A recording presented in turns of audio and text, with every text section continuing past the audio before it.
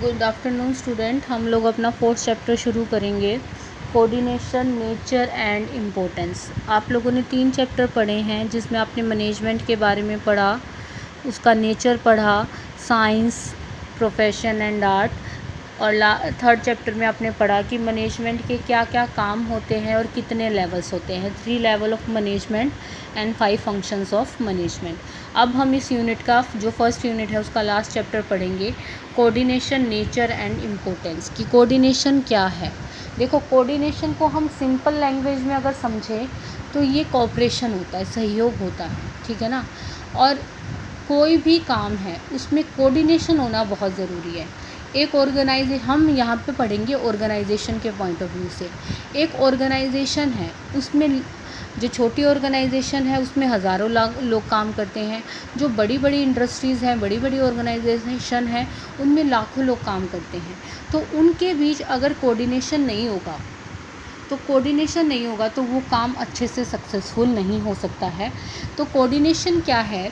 Coordination is the process through which harmony is established among different activities of organization so that organization objective can be successfully achieved. Through harmony का मतलब होता है एक तरह से सहयोग स्थापित करना, ठीक है। सहयोग स्थापित करना डिफरेंट बिजनेस एक्टिविटीज़ के बीच में, ताकि क्या किया जा सके, ऑर्गेनाइजेशन के ऑब्जेक्टिव को अचीव किया जा सके। तो कोऑर्डिनेशन क्या है? कोऑर्डिनेशन एक तरह से क्या है, उनके बीच में सहयोग स्थापित करना है। कोऑर्डिनेशन हर चीज़ में चाहिए, सेल, परचेज, फाइनेंस, मार्केटिंग। आप पढ़ेंगे आगे, एक टॉपिक आएगा एसेंस ऑफ मैनेजमेंट, यानी कि मैनेजमेंट का सार है। मैनेजमेंट का सार क्यों है? क्योंकि प्लानिंग में भी चाहिए, ऑर्गेनाइजिंग में भी चाहिए, स्टाफिंग में भी चाहिए, डायरेक्टिंग में भी चाहिए और कंट्रोलिंग में चाहिए। तो कोऑर्डिनेशन हर जगह ज़रूरी है, हर जगह कोऑर्डिनेशन की इम्पोर्टेंस है। तो coordination is the essence of management for achievement of harmony of individual efforts towards the accomplishment of the goal, group goals। ताकि ग्रुप गोल्स को क्या किया जा सके, पूरा किया जा सके। तो इंडिविजुअल एफर्ट्स को क्या करना, कोऑर्डिनेट करना, वो क्या है आपका कोऑर्डिनेशन है। आज जो हम टॉपिक पढ़ेंगे वो टॉपिक पढ़ेंगे नेचर ऑफ कोऑर्डिनेशन, कि कोऑर्डिनेशन का नेचर क्या है। तो कोऑर्डिनेशन का फर्स्ट नेचर क्या है?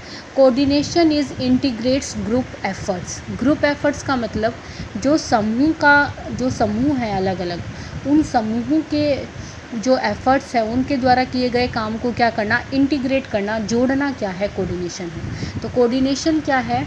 जब कोई ग्रुप काम करता है तो ज़रूरी है कि जो वो ग्रुप काम करे, वो ग्रुप क्या, उसके द्वारा किया गया काम लास्टली क्या हो, ऑर्गेनाइजेशन के अचीव करना हो। जैसे परचेज़ करी, सेल्स करी, मार्केटिंग करी, फाइनेंस, पैसा इकट्ठा किया, तो इन चारों का ऑब्जेक्टिव क्या होता है? लास्टली आप अपने ऑर्गेनाइजेशन के ऑब्जेक्टिव को अचीव कर सकें, ठीक है ना। जैसे ऑर्गेनाइजेशन का ऑब्जेक्टिव है 100 करोड़ प्रॉफिट कमाना, तो उस प्रॉफिट के कमाने के उद्देश्य से ही परचेज़ की जाती है, सेल्स की जाती है, मार्केटिंग की जाती है, ठीक है। In short it is to be said that the coordination is related to group effort, not the individual efforts. अब हमें कोऑर्डिनेशन कब ज़रूरी पड़ेगा? एक व्यक्ति को तो हमें कोऑर्डिनेट करने की ज़रूरत नहीं है ना। हम कोऑर्डिनेट कब करेंगे? जब ग्रुप काम करता है। तो ग्रुप एफर्ट्स को इंटीग्रेट करने के लिए तो वहाँ पर ज़रूरी है, the question is coordination does not arise if job is done by the one person. तो अगर एक व्यक्ति काम कर रहा है तो वहाँ कोऑर्डिनेशन का मतलब ही नहीं है। कोऑर्डिनेशन वहीं ज़रूरी होता है जहाँ पर आपके ग्रुप एफर्ट्स को आपको क्या करना हो, इंटीग्रेट करना हो। दूसरा है coordination ensure unity of action. Coordination किस चीज़ को एंश्योर करता है? यूनिटी ऑफ एक्शन को इंश्योर करता है। यूनिटी ऑफ एक्शन का मतलब क्या होता है?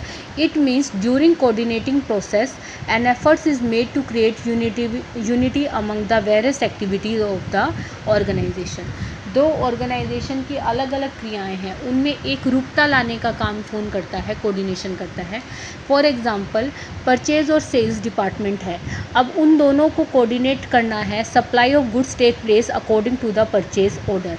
यानी कि अब एक बात बताओ, जब तक सेल्स डिपार्टमेंट परचेज़ डिपार्टमेंट को ये नहीं बताएगा कि मेरे पास कितने का ऑर्डर है, वो कितना रॉ मटेरियल परचेज़ करेगा, या वो कितना रॉ मटेरियल या वो कितना प्रोडक्शन करेगा, तो इन दोनों के बीच में कोऑर्डिनेशन होना ज़रूरी है। पहले सेल्स डिपार्टमेंट ये बताएगा कि मुझे इतनी क्वांटिटी चाहिए, तभी परचेज़ डिपार्टमेंट उसके अकॉर्डिंग क्या करता है, उस क्वांटिटी को परचेज़ करता है। तो इससे एक्शंस में, दोनों के एक्शंस के बीच में क्या आई है, यूनिफॉर्मिटी आई है। Coordination is a continuous process. Coordination क्या है, एक कॉन्टीन्यूस प्रोसेस है, लगातार चलने वाली प्रक्रिया है। कोऑर्डिनेशन ये नहीं कि आपने एक बार करके छोड़ दिया और आगे तक वो सारी चीज़ें कोऑर्डिनेटेड रहेंगी, नहीं। कोऑर्डिनेशन टाइम टू टाइम करते रहना पड़ता है। ये एक क्या है, कॉन्टीन्यूस प्रोसेस है। If any one of the activities goes fluctuated either more और less than required, the whole organisation balance is disturbed. यानी कि अगर कोई भी एक ऐसी एक्टिविटी है जो फ्लक्चुएट हो रही है, अगर वो फ्लक्चुएट हो जाएगी तो आगे के सारे जो उसके आगे होने वाले काम हैं वो भी क्या हो जाएंगे, डिस्टर्ब हो जाएंगे। तो ज़रूरी है कि उन सब के बीच में क्या किया जाए, कोऑर्डिनेशन बनाकर रखा जाए। कोऑर्डिनेशन ऑल प्रोसेसिव फंक्शन है, चाहे बिज़नेस ऑर्गेनाइजेशन है या नॉन बिज़नेस ऑर्गेनाइजेशन है, सब में कोऑर्डिनेशन की ज़रूरत है। For example time table, school में टाइम टेबल है। अब हम 2 टीचर हैं, हम 2 टीचर सेम टाइम पे क्लासेस डाल देंगे, तो यानी कि हमारे बीच में कोऑर्डिनेशन नहीं है। अब हमारे बीच में कोऑर्डिनेशन नहीं होगा तो क्या तुम किस चीज़ में कंफ्यूज रहोगे कि अकाउंट की क्लास लूँ कि मैथ की क्लास लूँ या इंग्लिश की क्लास लूँ। तो हम कोऑर्डिनेशन कैसे बनाते हैं, टाइम टेबल के अकॉर्डिंग। तो कोऑर्डिनेशन हर जगह ज़रूरी है, चाहे क्रिकेट का ग्राउंड हो, वहाँ प्लेयर्स के बीच में कोऑर्डिनेशन होना ज़रूरी है कि ये विकेट कीपर होगा, ये इस बाउंड्री पर खड़ा होगा, ये ऐसे बॉल करेगा तो तुम्हें ऐसे रिएक्ट करना है। तो हर जगह कोऑर्डिनेशन होना ज़रूरी है। Coordination is responsibility of all manager.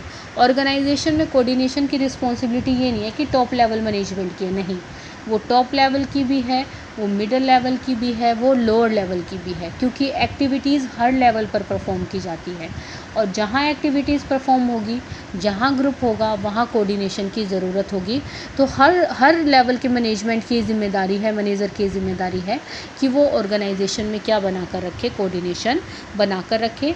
और coordination is a deliberate function. Deliberate function का मतलब क्या है, जानबूझकर किया जाने वाला काम है। कोऑर्डिनेशन ये नहीं है कि आपने अपने आप हो जाएगा, नहीं, कोऑर्डिनेशन करना पड़ता है। For example, teacher inspire to teach effectively but the time table is not prepared in the school. In this situation classes can not be arrange for it is effort made by the teacher meaningless in this absence of coordination. अगर teacher तो पढ़ाना चाह रहा है लेकिन time table arrange नहीं है, time table जब अरेंज हो जाएगा, अगर टाइम टेबल अरेंज नहीं होगा तो टीचर चाहकर भी नहीं पढ़ा सकता है। तो कोऑर्डिनेशन क्यों है, बिना कोऑर्डिनेशन के एक जो एक्टिविटी है वो क्या नहीं हो सकती है, सक्सेसफुल नहीं हो सकती। But it is a deliberate, या जानबूझकर करने वाली है। Only corporation is not suffice but the coordination is also needed.